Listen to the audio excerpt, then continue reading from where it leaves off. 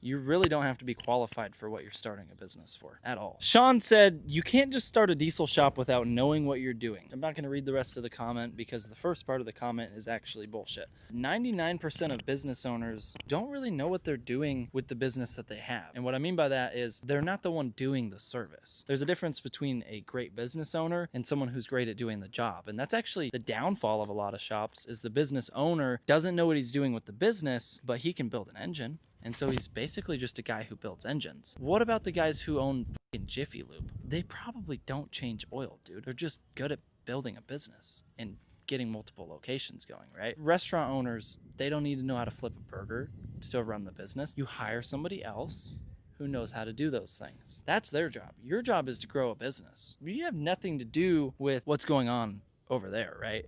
Now, don't get me wrong, you gotta find a guy early on who's really good at doing those things, right?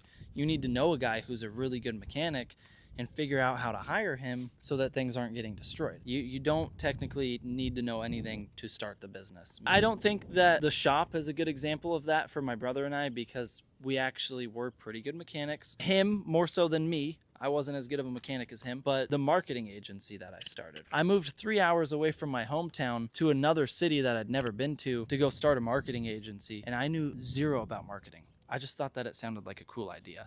And within about 2 years, I grew that to $250,000 a month. And I did not know marketing when I started it. I learned all of it the day I started that business. And I made lots of other businesses, millions of dollars with my marketing skills. Just by putting myself in a pit and being like, all right, well, now somebody's paying me to do marketing. I got to figure this out.